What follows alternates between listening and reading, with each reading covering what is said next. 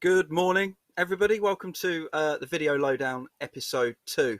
Really sorry for the late start today. Our poor guest, bless him, had some mega internet issues. We've managed to sort them now. We've moved him around the house. We've reset his router. We've done all the tips and tricks, but he is sitting and waiting, ready to come on. So thank you for your patience. Thanks for hanging in there with us while we get this sorted. The wonders and woes of streaming. So on today's episode, we're going to be talking about health and safety. We've got a fantastic guy joining us today. He is a health and safety expert. He lives for health and safety. He loves it. The content that he produces, his passion for it just like oozes from the screen, and he is shaking up the industry. It's no lie. So let's welcome our guest on episode 2 today, James MacPherson of Rebranding Safety. James, how you doing today, mate? Yeah, I'm hopefully. Let me just extend my apologies to your listeners as well. One, the acoustics in here are horrendous compared to my previous room, and 2, for the huge delay. So my apologies, but I am well. Thank you very much. Yeah, no worries at all, mate. It happens. We're all aware. The internet is getting an absolute hammering everywhere at the minute. So, not a problem at all. So yeah, just a quick word. If your video, cuts or we start hearing a bit of distortion, what we'll probably do is cut your video and keep your audio feed and just bring up a lovely image of you, if that's okay. But we'll see how we get on. Yeah, that's fine. I think it's all good. So let's get into it, mate. So James, we've known each other a little while now. We've trained together in the past, much like our previous guest. So talk to me a little bit about your background and experience as a health and safety professional. Why do you love it? Why did you get into this field? Oh, I suppose, like most safety professionals, I fell into the field. Yeah, I don't think there's many people that actually choose this as a profession. So I actually went to college to train to be. Well, when I was a really young kid, I wanted to be a journalist, and then I wanted to work in theatre. So I trained to be an electrician, to be a lighting engineer within the theatre. Try getting an electrical apprenticeship during a recession. It's not a good idea, so that didn't work out. and then ended up becoming a chef for a little bit, which is good because that's where I met my wife. And then I fell into health and safety, so I had a job at a local manufacturing plant in Kettering called Sealed Air. And if I'm honest, it's probably one of the best jobs I've had even to this day. I love that job. And that was quality, environment, and health and safety. Back then, I changed so much the way I look at safety now. Back then, it was your stereotypical loads of paperwork, etc. Then, as I've kind of progressed, and more so since doing the podcast, but you get to open your eyes to actually what this is, what safety really is, which is essentially just good risk management. It's just good business, good safe business, and the point of it is to enable us to do what we need to do.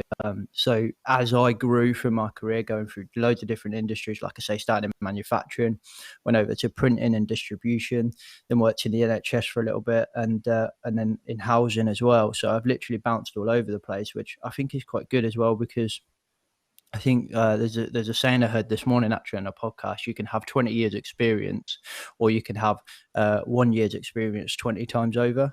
So I feel like I've got 20 years experience because I've got varied, well, not 20, I've actually got about 8, but varied experience in so many different industries.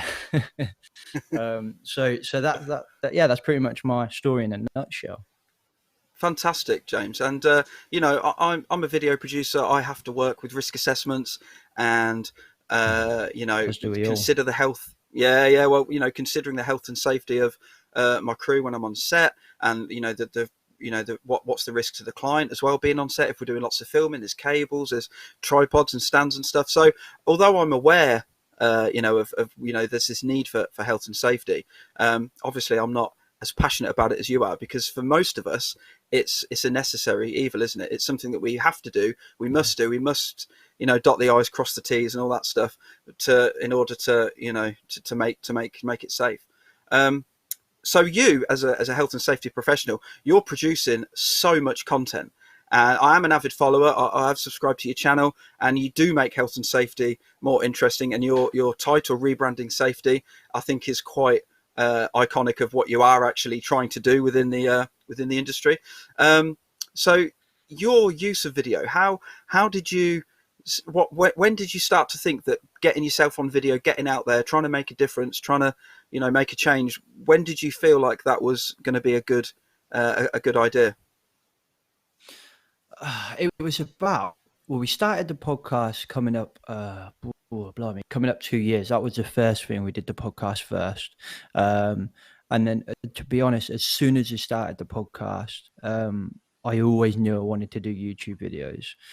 Prior to that, I wanted to write blogs and stuff because that's what everyone in my industry does. It's a very written-based industry. Yeah. And then I realised, well, I can't really spell or use grammar correctly, but what I can do is talk. According to my wife, anyway.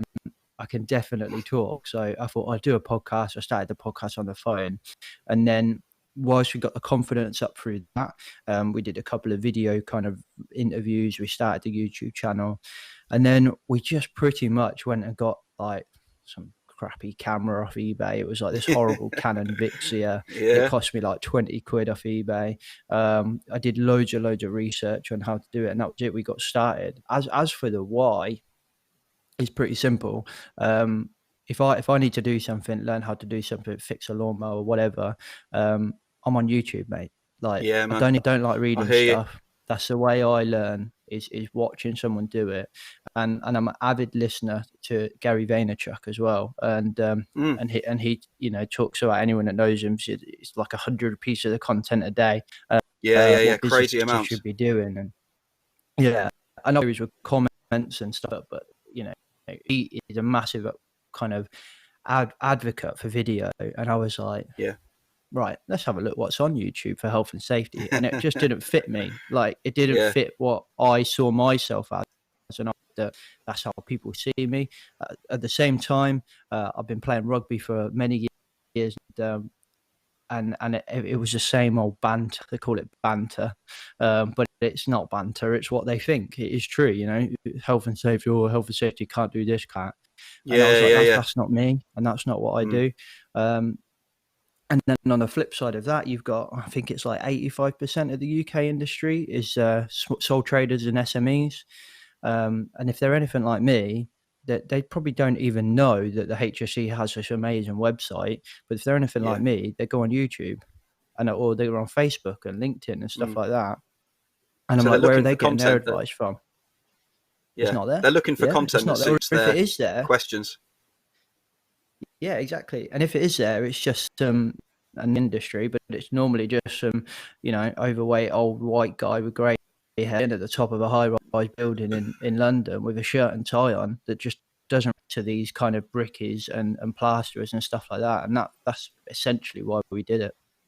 Yeah. If people haven't noticed, by the way, you do just tend to speak what you think, which is absolutely fair play. And I guess in the health and safety industry, you can't beat around the bush. So that's a good trait to have, I think. It's fascinating for me, James. Obviously, I'm absolutely passionate about video, and I love the content that you're producing.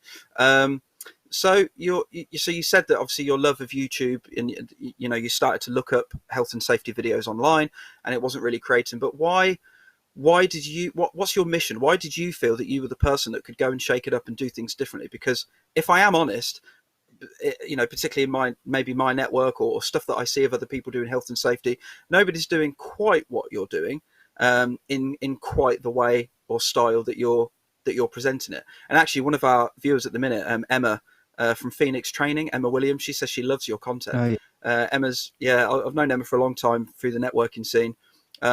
Fantastic business owner, fantastic lady, and she's saying that she loves your content. So your content is obviously reaching to the corner, to people in, the health and safety industry. So your podcast, I want to talk about your podcast just for a second. So, so you do a YouTube channel, which is like you in front of the camera, giving tips and advice and blogging, vlogging shows and events and that sort of thing. But your podcast is where, you kind of do similar thing to this, really. You're getting, figureheads in the health and safety industry, and you're talking to them and find out what's the purpose of the podcast? What do you gain from it, and what do you hope others gain from it? Well, it's quite interesting actually, because A couple of things you said there. Hi Emma, by the way. Thank you for shouting out. I've known Emma for a while over social media and stuff like that. She's awesome. She does some awesome work with training and forklifts and stuff. To check her out. So yeah, there's a couple of things you said there. Like kind of on that why piece of why we started doing it again was talking to a friend of mine. He who's my best mate, he's a brickie, and he was saying, like, over the years that I've spoke to him about health and safety, his perception of health and safety has changed. So just from the way that I spoke about health and safety, and I'm not saying I'm special, there's nothing that there is a lot of other professionals out there that look at it the way I do it. And I didn't feel like that was out there. So the podcast for me was an outlet in the beginning. Like, if you listen to the first 20 episodes, probably it's just me, like you quite rightly said, thinking out loud, saying, there's no barrier between my brain and it just comes out. It's unbelievably relaxed. I wanted it to be relaxed as well. I've had feedback from somebody that said, "Oh, I just wear your cap when you're doing videos," and I said, "Why?" And they said, "Oh, it does professional." I'm not trying to look professional. I'm trying to look like me. That's it. Yeah, absolutely. So, and I mean, mate, I've sat on one podcast once, having a couple of glasses of rum, and it's probably a terrible episode, but for me, it was really cathartic.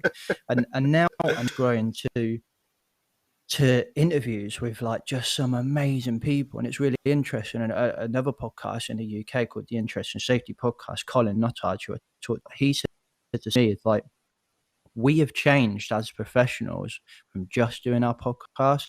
We didn't realize there was this many people out there that have such amazing messages, communicate such amazing stories or ideas or whatever. And if you go and look at a lot of other podcasts, now, I'm not going to tie them all with the same brush, and we do it as well.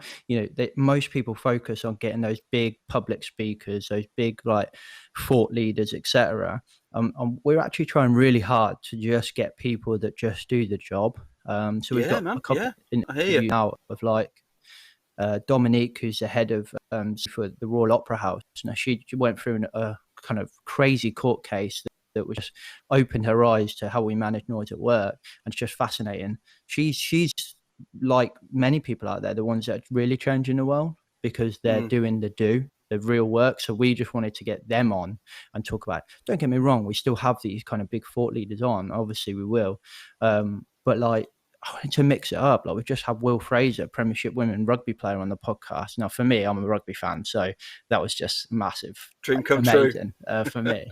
Yeah, it was awesome, other than the fact he's a Sarries player, but that aside. But there's so much that he can bring from his leadership and culture that we as professionals can learn as well. So the podcast is my baby, man. Like I love the YouTube stuff, but the podcast is like the first child, if you know what I mean. So you're saying that your first kid is going to be your favourite, and your second, but not as much love, but you still love them. But yeah, the first kid's on its way, so give me a couple of years, I'll let you know. Fantastic. Yeah, congratulations, by the way. That's amazing. Right, so obviously the health and safety industry is really, really heavily regulated, right? You've got so much red tape, or the perception is that health and safety, I can see you smirking. Yeah. The perception is that health and safety is very heavily regulated. So, when you're creating this content, when you're stood in front of a camera and you're delivering some of this content, and as you say, your brain doesn't often connect with your mouth, and you just say what or rather, it does connect with your mouth, but there's no filter. How do you have to be careful of some of the things you say, or is the mere fact that you're just saying what you think and not worrying too much about the repercussions, is that part of your USP? Is that what people, is that what attracts people to you, do you think? That's a really good, I think it's a bit of both, if I'm honest. So it depends on the video.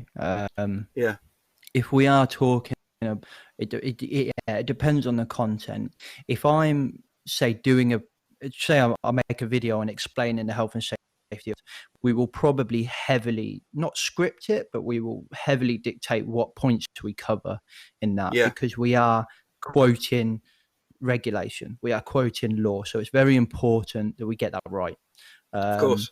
Don't get me wrong. When in those points, I'll say, this bit is my opinion or how I interpret this. Yeah, good. Right? Yeah.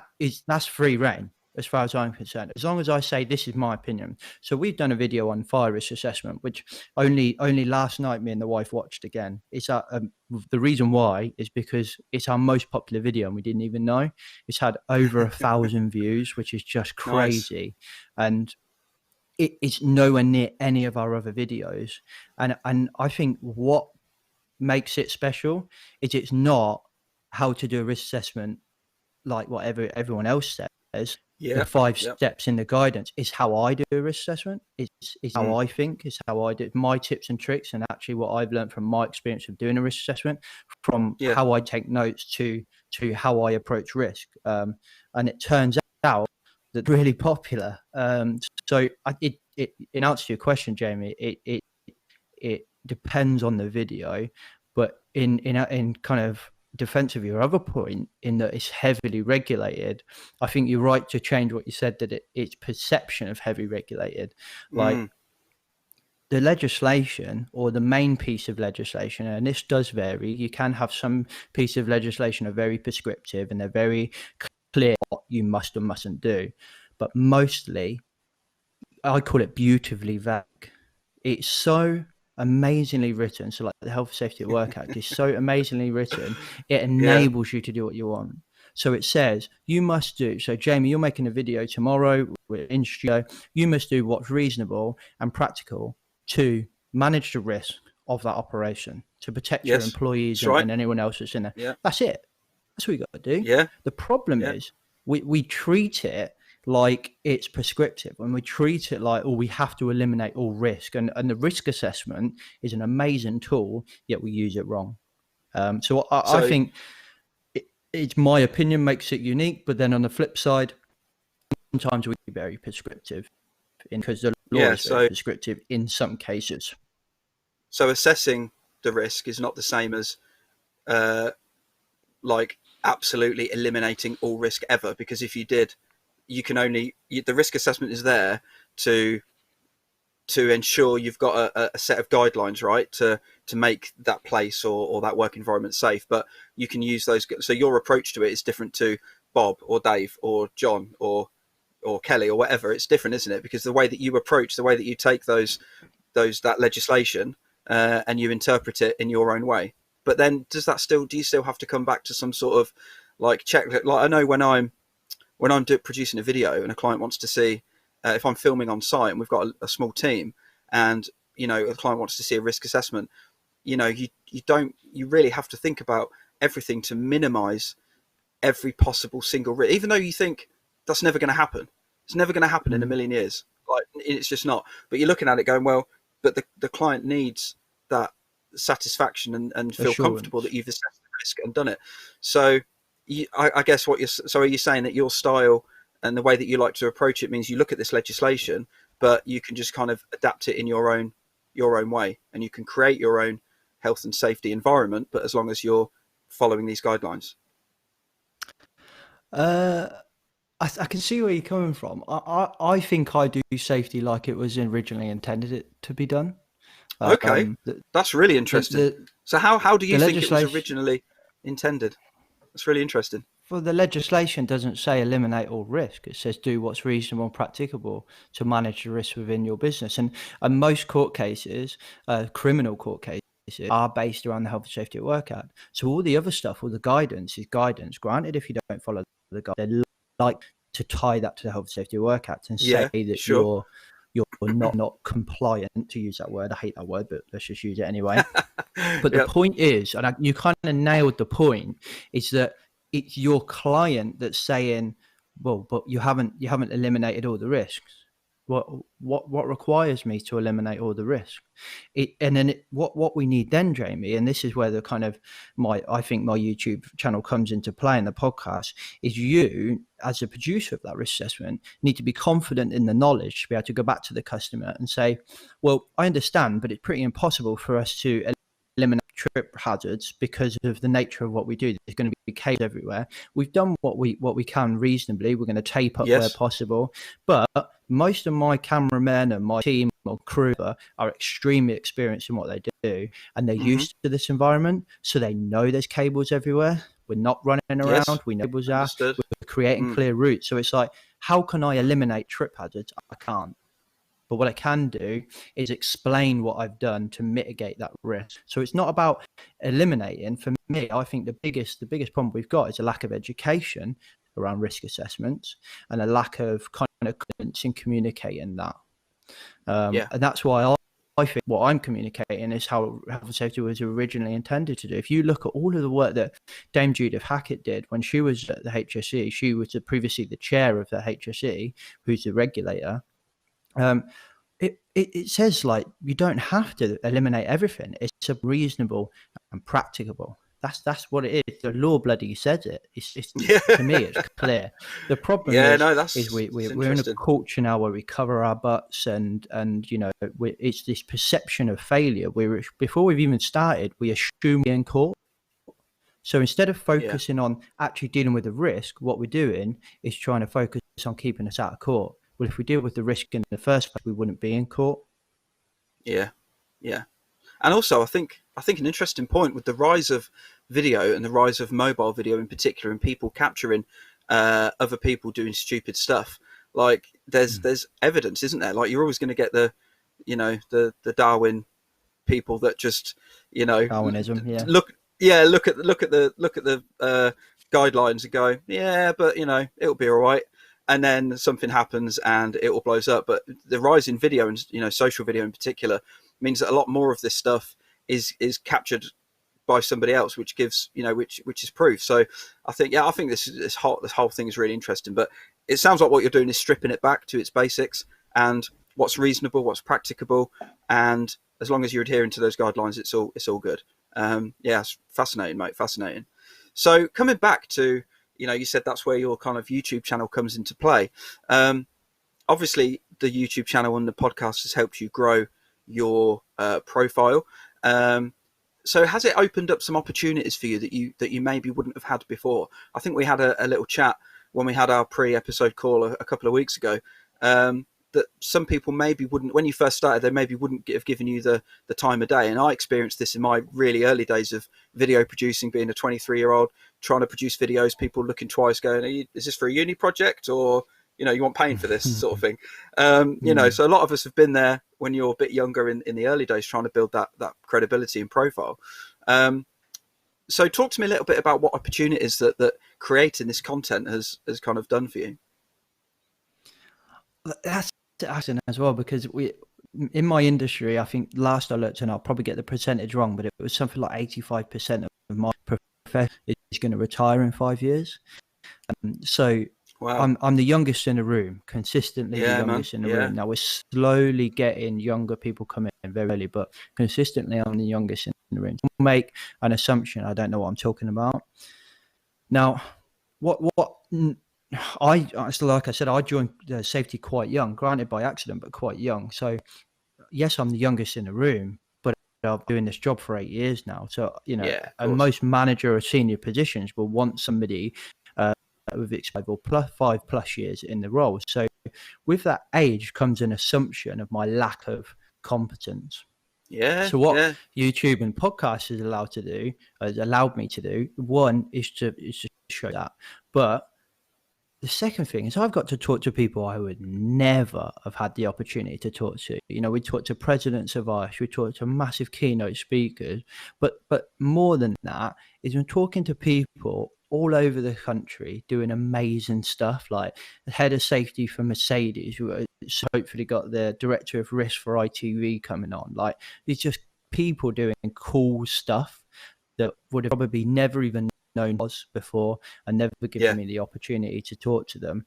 I'm not saying that they're not nice people, and if you bumped into them, you can, but it's having that situation where I can bump into them. Absolutely. And then other stuff we've got to do is like we got invited to vlog an event. We got given a free ticket to go to an event and to vlog it. We did that, and people love that. We got so many messages the day after saying, "I've never seen a video like this for a conference." I remember seeing the video. Or more for a corporate one. Yeah, and we love that, man. It was so much fun. I say we because my wife edits it, so she's the attention to detail. But she's the head of quality and content. Take my job. Yeah, she got so good at it, man. It's so good. But then the interesting thing on the flip side is actually, I feel like most of the industry is not ready for this stuff either. So, in conversations over the years I've been doing it, if I have ever get I've had a recruiter at a job once, and they said, "Are you looking for a job?" Blah blah blah, and then they said they like your podcast, and if you could stop in your podcast, and I was like, no, because I swear that's what I do. That's me. I swear. And if they don't like that, they're not going to like me anyway. So what's the point of pretending to be someone on a podcast? Then when I get to work, they're like, "Oh, we didn't know you swore." Come on, everybody bloody swears. But like, and like, most people. Off camera, I've got a fairly colourful mouth myself. Most people know that, but you're my guest, so I'm going to hold an air of politeness. But then off camera, and it is 10 to 11. So yeah, exactly. Maybe it's a bit pre-watershed, isn't it? But I hear you, man. You've got to be yourself though, and I think especially now in this time, like we've nearly gone the whole half an hour without talking about the C word. The big thing that's clouding us all at the moment, and. I think now when we're expected to connect over things like this, like over video call, we still, if we're expected to be able to meet new clients and talk to new people and connect with them on some sort of level, then I think you being yourself is key. And if that means the odd swear word or F-bomb, I'm okay with that. It's passion as well, man. Like I swear, because I'm passionate about this. I hate bad practices of health and safety. I'm not happy with the current state of the industry. So when I talk about that, especially on the podcast is worse than YouTube. Like I am so, if it's just an episode of me, I always, if a recruiter does ring me and say, "Oh, what about this job?" and they say, "Well, we're going to shortcast," I say, get an episode with a guest, because if it's just me, I know what I'm like. I just in a Rio and talking about something. A couple of rums later, I start wearing. Yeah, that's it. A couple of rums later, and I'm anyone. You see what I mean? It's interesting, but no, I think you're right, and I think it's interesting actually because pre C word, we didn't get that much kind of people ask us for advice on podcasting or videos or anything like that. We get the odd, mostly young professional that's thinking about doing it, and I always, like my wife even says, I give too much advice away for free, but I'm like, the more the merrier, man. It's going to be wicked if there's enough room, James. There's enough room for everybody. Exactly, it's loads of room. Exactly. For people to pay.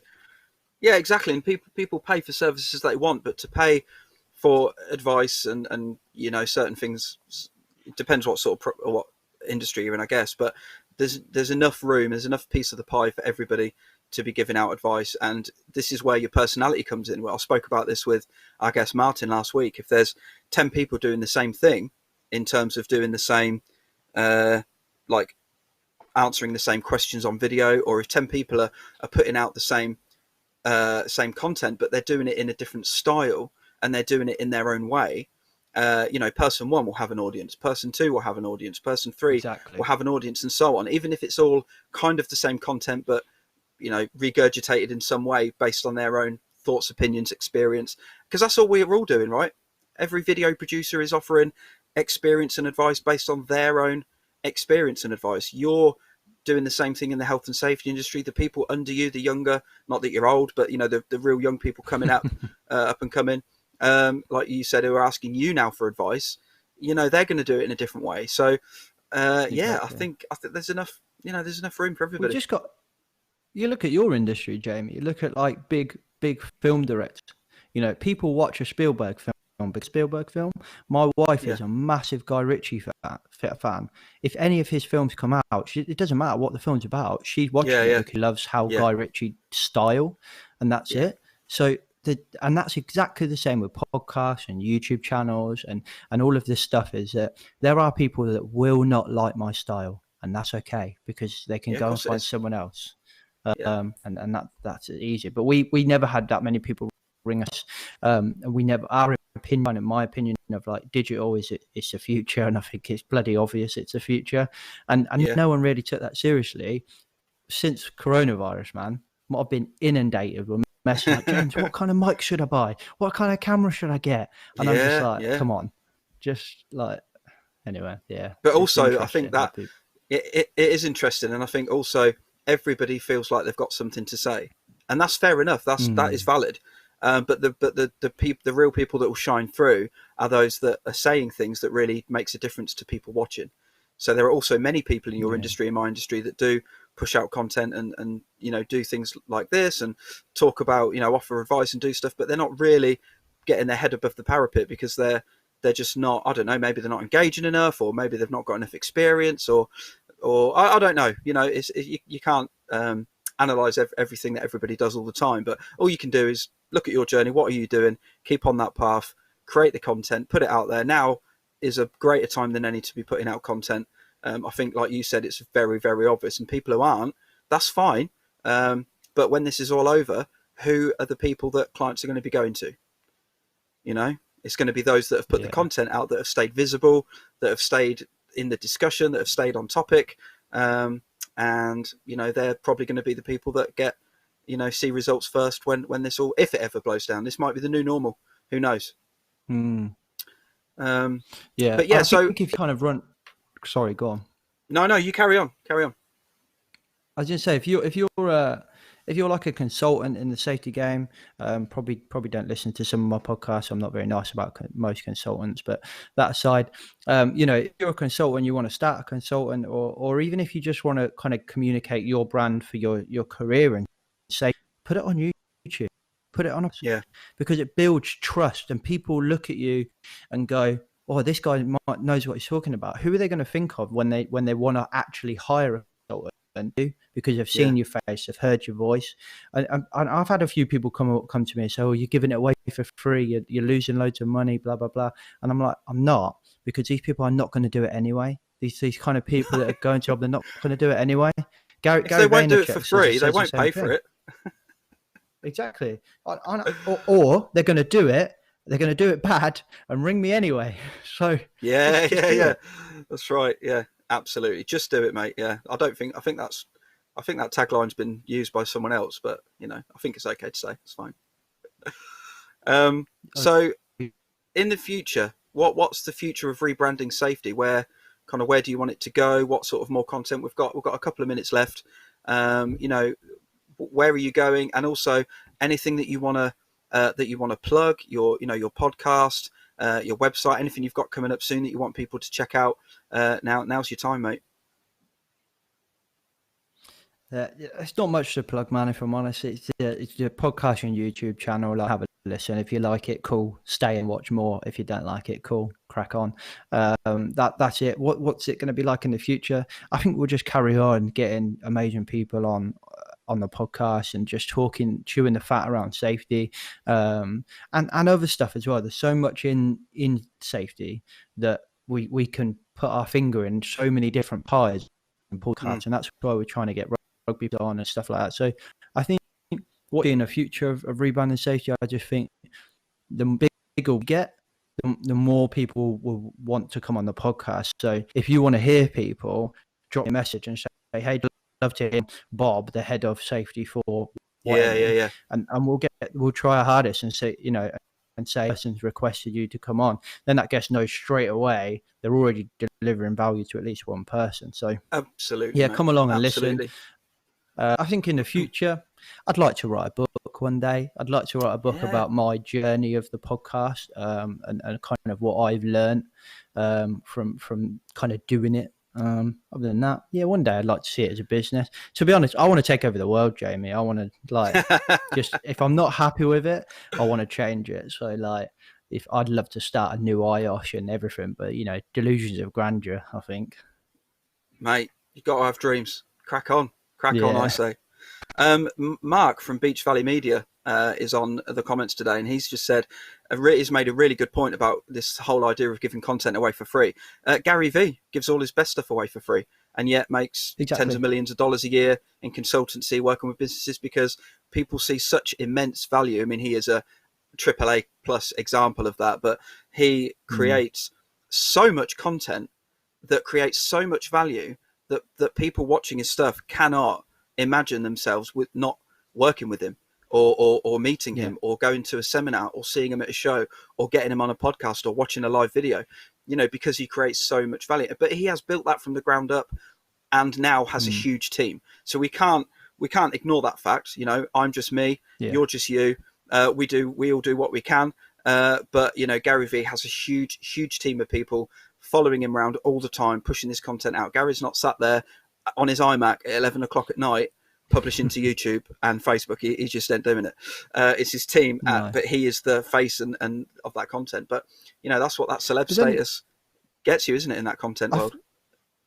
Definitely. And I'm a massive advocate of Gary Vee and all the stuff he says. If I'm honest, I love Gary Vee. But I mean, if you look at Casey Neistat, did daily vlogs. Granted, he works in the film industry, he's got all the gear, that's fair enough. But he was up at like 2 o'clock in the morning just editing so that video, he was doing it all himself. He was doing it himself, yeah. And there are many people that do, for sure.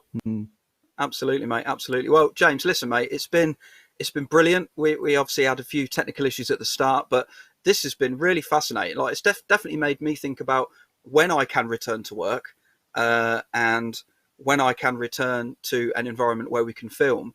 Obviously, health and safety and risk assessment is going to be the top of everybody's list with the COVID-19 threat still looming, around us at the minute. But even when it's far away in the distance, I think for many years now, there's going to be a new normal of how we assess the risk, not just with kit and risk, but actually like unseen threats like this, like washing your hands, like, stuff that you can't see. And I think that maybe that's going to become more prevalent. It certainly made me think about how I can maybe just strip it back to the basics, not overcomplicate it, and kind of apply that to my world, mate. So yeah, thank you.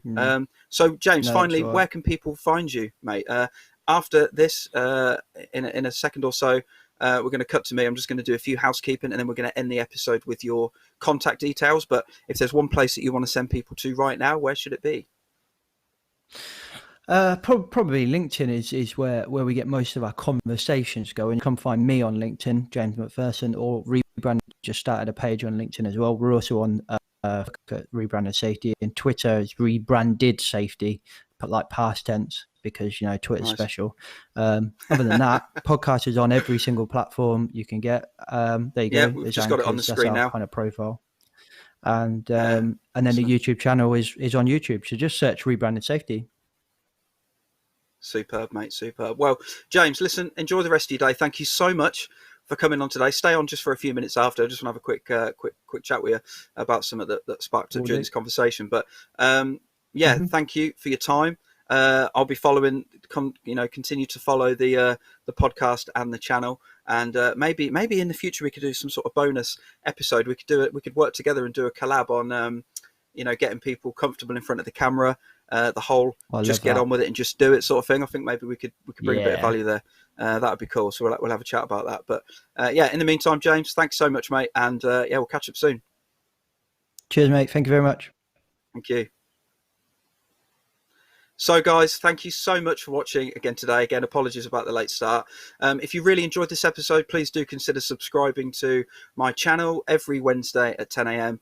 thereabouts. We'll be going live with another guest. We've got the next 3 slots now, next 3 weeks booked up, and we've got 6 or 7 guests waiting in the pipeline. So if you are interested in coming on and having your own episode, if you do use video, whether you're a professional, a hobbyist, whether you're a budding filmmaker, whether you work in the film industry but you don't hold a camera, that's fine. And if video surrounds you in some way or you use it in some way, it would be really cool to hear from you. Thank you for everybody watching today and all the comments. This episode will now be going live on to my channel, so check it out. Full transcription to follow on my website. Thank you. Stay safe. Have a good day, and I will see you next week.